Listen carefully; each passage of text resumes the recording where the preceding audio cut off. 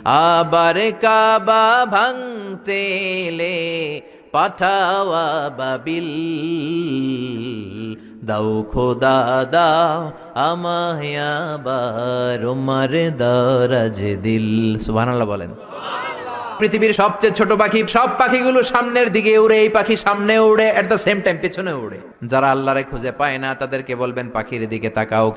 আওয়ালাম ইয়ারাউ ইলাত তায়রি ফাওকাহুম সাফাতিন ওয়া ইয়াকবিদ মা ইউমসিকুহুন্না ইল্লার রহমান ইন্নাহু বিকুল্লি শাইইন বাসীর। নাস্তিকগুলো কি আমার পাখিগুলোর দিকে তাকায় না? সুবহানাল্লাহ। এই যে পাখিগুলো থাকে ফাওকাহুম সাফাতিন, পাখিগুলো কেমনি ডানা মেলে উড়ে বেড়ায়, আবার নামার সময় ডানা গোটায়, ডানা ঝাপটায়, কেমন করে পাখিগুলো উড়ে।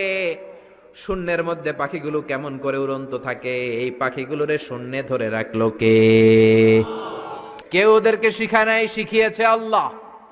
আল্লাহ বললেন পাখির দিকে তাকাও। আওয়ালাম ইয়ারাউ ইলাত তায়র, কারণ পাখির মধ্যে নিদর্শন আছে না নাই?